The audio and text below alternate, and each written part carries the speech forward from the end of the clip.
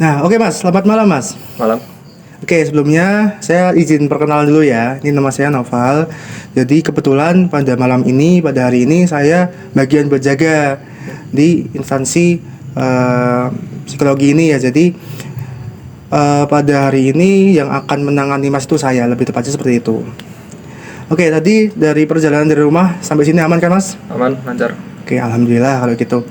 Jadi sebelum kita mulai, saya izin untuk menanyakan tentang nama Anda dulu biar nanti enak buat ngomongnya, mau dipanggil apa gitu mungkin. Oke. Nama saya Bercendera Kurniawan, panggil aja Chandra gitu. Chandra gitu ya Mas ya. Oke. Sebelum kita mulai, ini saya izin untuk menjelaskan tentang hak-hak Anda yang bisa mungkin nanti Anda gunakan pada saat menjalani interview ini. Jadi tenang saja untuk datanya tetap rahasia. Jadi khusus Anda dan saya yang tahu. Jadi tidak usah khawatir nanti datanya kesebar atau yang lainnya. Jadi dan saya juga izin untuk mencatat dan juga sedikit mengulik tentang latar belakang Anda. Mungkin poin-poin penting akan saya catat untuk evaluasi untuk kedepannya.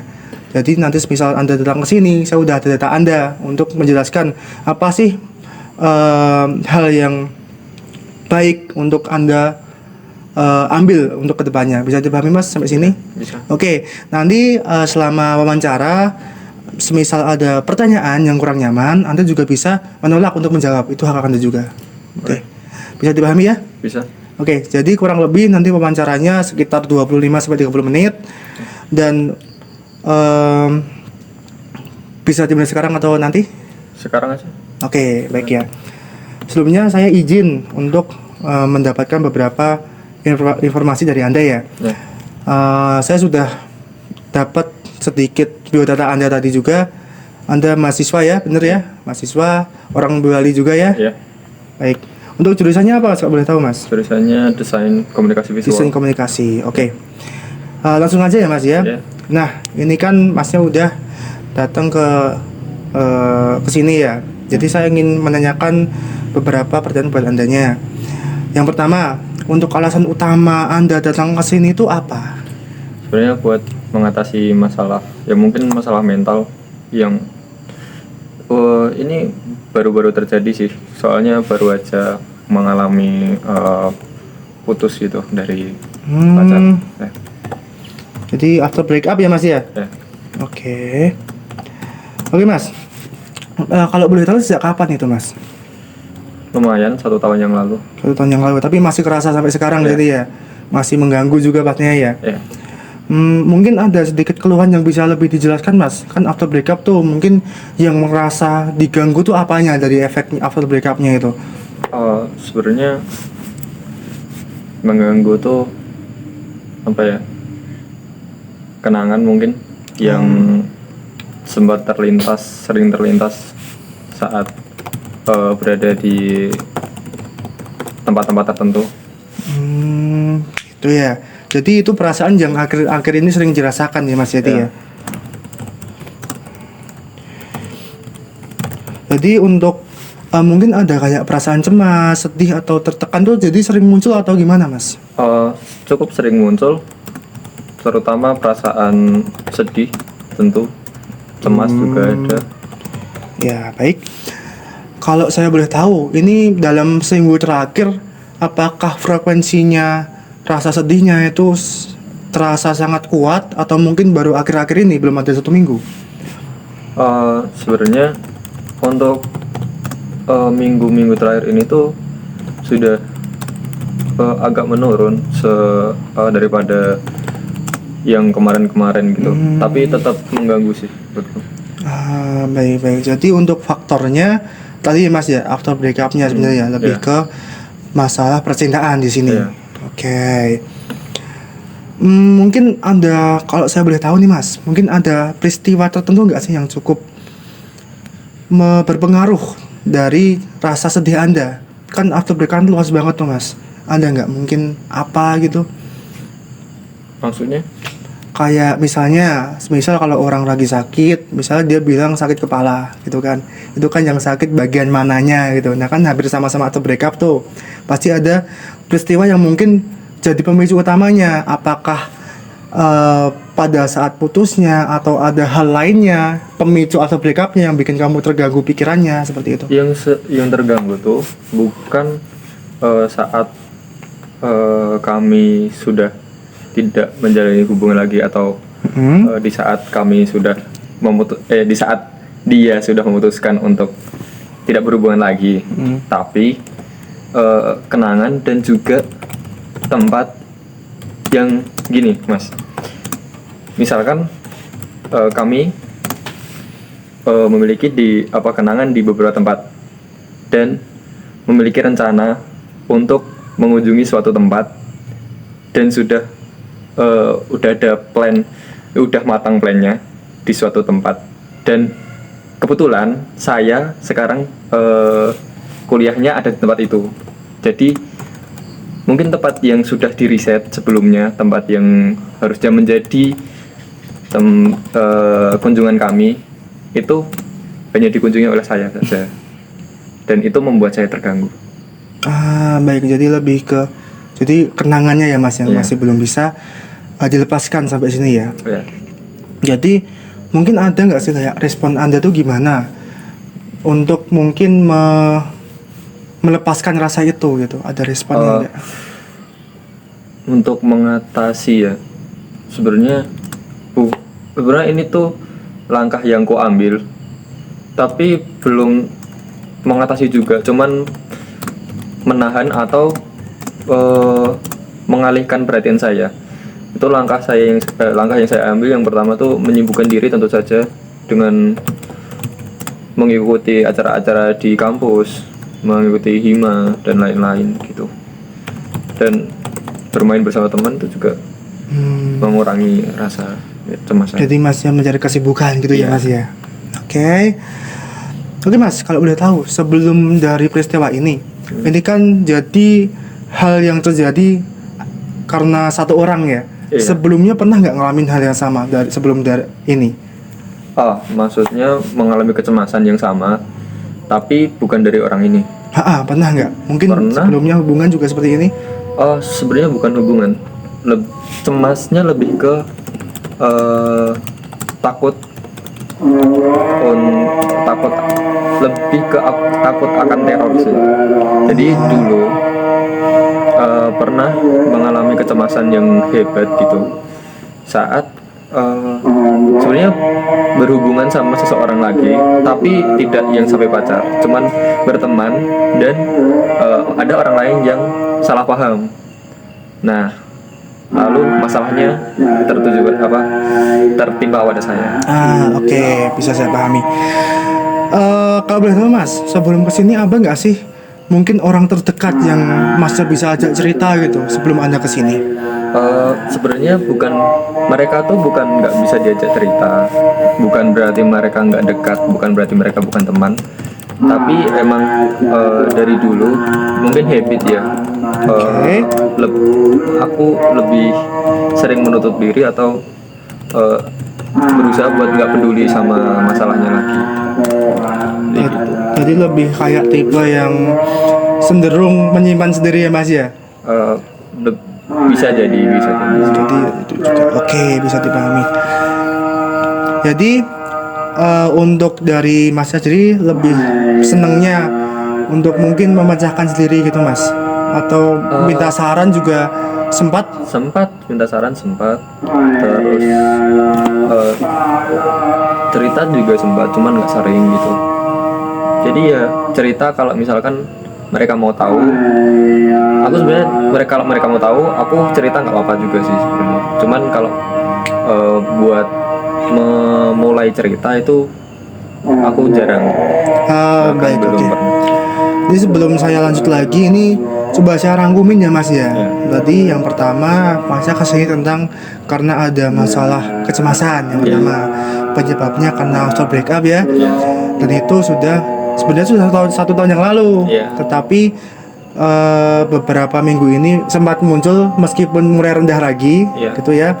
Dan itu memang menjadi suatu hal yang bisa dibilang cukup mengganggu gitu ya Mas ya.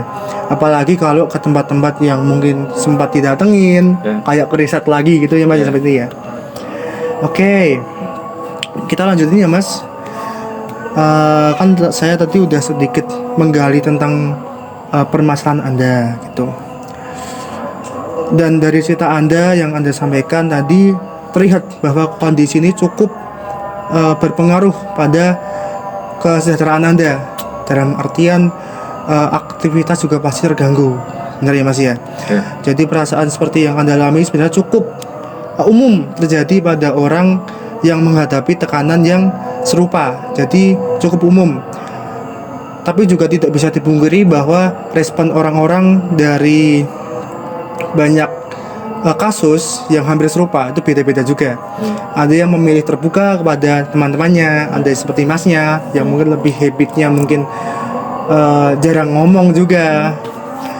Itu nggak apa-apa, itu wajar. Jadi secara alamiah juga cukup umum. Dan mungkin dari semua ini Masnya bisa untuk mencoba menanggulanginya, mungkin dengan cara ya tadi yang sudah Mas lakukan juga sudah cukup benar, dengan mencari kesibukan. Tetapi bisa digarisbawahi Mas, di saat Anda mencari kesibukan itu harus dalam batas yang wajar. Di saat Anda berlebihan itu juga tidak baik untuk kesehatan mental Anda juga. Di saat Anda sudah merasa mungkin dalam artian merasa bisa dikatakan tertekan, tetapi ditambahi dengan tugas-tugas dari usaha Anda untuk berpaling dari masalah Anda, tapi kan menjadi jadi masalah yang baru gitu Mas. Ini sudah saya catat tentang poin-poin pentingnya. Nanti bila ada pertemuan selanjutnya saya akan memberikan mungkin lebih lanjut. Ini saya juga akan sedikit mencarikan solusi-solusi yang mungkin bisa saya berikan kepada Masnya pada pertemuan yang mendatang. Biar dipahami ya Mas ya. Oke, sebelumnya kalau harapan Anda setelah menceritakan semua ini apa Mas? Harapan saya itu simpel sih sebenarnya, cuman saya sebenarnya mendiagnosis diri saya sendiri bahwa kecemasan ini tuh mungkin timbul kembali karena masalah yang jarang saya ceritakan gitu. Jadi saya butuh seorang psikolog buat mungkin mendengarkan dan memberi saya saran gitu. Oke Mas. Untuk meringankan aja. Oke, jadi Mas tenang aja. Nanti setiap masa kesini bisa ngomong yang Mas mau aja. Jadi saya tidak akan kayak ngomong oh Mas harus gini-gini, enggak. Jadi yang tenang aja nanti.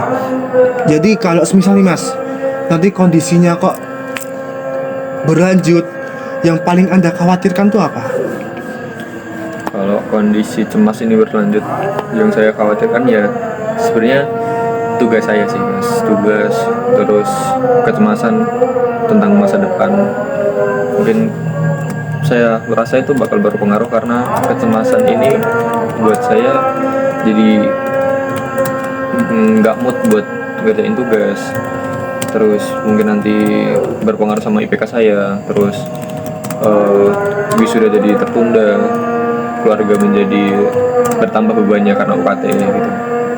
Jadi mah takutnya jadi tekanan gitu ya Mas ya, lebih tepatnya. Oke, kalau semisal nih Mas, mungkin bagaimana kalau misal pendapat Anda nih, semisal kedepannya Masnya mungkin bisa lebih mencoba berbicara lebih terbuka intinya kepada orang-orang yang Anda percaya, mungkin untuk sedikit menyingkirkan habit Anda gitu. Pendapat Anda gimana? Untuk saya sendiri mungkin nggak bisa langsung kayak cerita satu situasi gitu ya, mungkin bakal per piece, bakal terbagi-bagi mungkin. Jadi mungkin dalam obrolan di circle gitu, di teman, mungkin akan menyinggung sesuatu dan saya akan ya mungkin menyerempet masalah saya sedikit untuk diceritakan agar itu berkurang sedikit demi sedikit gitu aja sih. Tapi kalau buat cerita kayak gini, buat cerita langsung banyak gitu, saya belum tentu bisa. Oke, baik. Oke Mas, kalau menurut Masnya nih, seberapa penting sih kayak mungkin menjaga kesehatan mental Masnya dalam kondisi kayak gini, kesehatan dari Mas Chandra itu seberapa penting sih Mas? Tentu of course penting sekali. Penting sekali ya. Iya. Ya. Kesehatan mental menurutku juga sangat berpengaruh ke kesehatan tubuh kita juga sih. Karena juga dulu setelah putus itu emang cemasnya itu mengalahkan rasa lapar, jadinya nggak nafsu buat makan dan nggak nafsu buat berbuat apa-apa gitu. Bisa jadi nanti sakit gitu. Jadi penting banget. Oke Mas, baik bisa saya pahami sampai sekarang. Baik Mas, jadi sebelum kita mengakhiri wawancara ya Mas ya, saya ingin sedikit merangkum lagi tentang mungkin data-data yang sudah saya dapat juga, dan mungkin sedikit memberikan gambaran umumnya atau sedikit memberikan mungkin lebih ke solusi ringannya saja Mas, karena kan kita juga baru pertama ketemu gitu ya. Oke, tadi saya ulang lagi untuk yang kita bahas tadi kan after breakup, jadi pemicunya tentang percintaan tentunya ya, dan juga after breakup. Dampaknya juga sudah jelas tadi Mas Chandra udah bilang juga ya. Tekanannya juga takutnya masuk ke ranah keluarga, takut masuk juga ke ranah perkuliahan Mas juga ya. Jadi gini Mas, mungkin kalau reaksi yang Mas tunjukkan itu seperti yang saya katakan tadi itu wajar. Secara umumnya orang-orang itu wajar. Jadi ketika seorang pernah menjalin suatu hubungan, otak dan emosi itu membutuhkan waktu untuk menerimanya. Jadi itu bukan suatu kesalahan, apalagi tentang kenangan yang tidak bisa dihilangkan begitu saja, karena ada keterkaitan dari kebiasaan Anda juga gitu ya Mas ya. Kalau menghadapi ini tentu suatu hal yang bertahap. Jadi daripada Masnya memaksakan untuk melupakan, mungkin kamu bisa untuk Mas Chandra itu bisa lebih mengakui dulu, ya udah ini kenangan, ini muncul dan itu memang menyakitkan, tapi di sini Mas itu masih aman. Bukan suatu hal yang sebenarnya memang saya mengakui menyakitkan, tapi bukan hal yang bisa membatasi dari kegiatan Anda, pekerjaan Anda mungkin nantinya. Jadi itu suatu hal yang lumrah saja Mas. Mungkin memang itu suatu hal yang wajar gitu intinya. Dan menyibukkan diri itu boleh, tapi akan lebih membantu kalau aktivitasnya pun juga ada maknanya Mas. Kalau Masnya tadi kan juga sudah benar, tadi kan hima ya Mas ya. Itu kan juga ada maknanya untuk relasinya biar lebih banyak, bukan untuk sekedar menghindari. Kan banyak tuh Mas, kalau di kasusnya Mas Chandra ini banyak orang juga yang ngalamin, mereka tuh nyibukannya dengan hal yang negatif, pada mabuk-mabukan, pada main kesana kesini keliuran gitu nih ya. Dan kalau belum siap cerita ke teman, kamu kayak Mas Chandra tuh bisa mulai dengan kalimat sederhana, mungkin lagi bilang untuk memberikan dorongan ke diri Mas Chandra, kayak ya udah aku tuh lagi baik-baik aja, atau ya bilang ke temannya kayak aku tuh lagi butuh ditemenin gitu, nggak apa-apa. Jadi cukup dari sana Masnya mungkin bisa membiasakan gitu untuk lebih terbuka pada orang lain itu ya Mas ya. Dan untuk kecemasannya mungkin bisa Mas fokuskan untuk hari ini dulu. Untuk masa depan itu adalah proses Mas. Jadi ini kan Mas Chandra sedang berproses, dan saya mengharapkan untuk bisa fokus pada hari-hari Anda sekarang. Jadi untuk masa depan yang penting prosesnya Anda sekarang itu Anda jalani dengan baik, pasti nanti masa depan Mas Chandra juga insya Allah akan baik juga. Yang intinya tetap peduli sama dirinya sendiri juga, jangan mengartikan bahwa kesibukan itu di atas segalanya. Bisa dipahami ya Mas ya, sampai sini ya Mas ya? Ya bisa. Oke Mas, apakah ada hal penting yang mungkin belum sempat Anda sampaikan? Udah cukup sih. Udah Itu cukup udah ya. semua. Untuk perasaannya gimana Mas setelah wawancara Mas? Cukup lega, nggak secemas tadi. Oke, ya udah Mas. Saya juga mengucapkan banyak terima kasih selama sesi interview tadi. Mas sudah cukup terbuka, sudah mau menceritakan latar belakang Masnya secara detail tentunya. Saya sangat banyak terima kasih dan menghargainya. Dan semoga juga saya juga sama-sama berharap semoga pada interview malam ini, pada hari ini, Anda tetap bisa menjaga diri Anda dengan baik, mendapatkan solusi yang cukup bisa dikatakan meringankan pikiran Anda dari after breakup tadi. Itu ya Mas ya? Ya. Oke, saya kira cukup ya Mas ya untuk malam ini. Nanti untuk selanjutnya mungkin kita bisa bertemu di lain hari untuk membahas lebih dalam tentang mungkin solusi-solusi apa yang lebih tepat. Jadi Mas tetap tenang aja, tidak usah takut nanti di tengah jalan kebingungan. Kalau nanti kebingungan, saya akan coba carikan solusinya juga. Itu ya Mas ya. Oke, terima kasih Mas sebelumnya Mas. Oke, silakan Mas, saya antarkan untuk keluar dulu.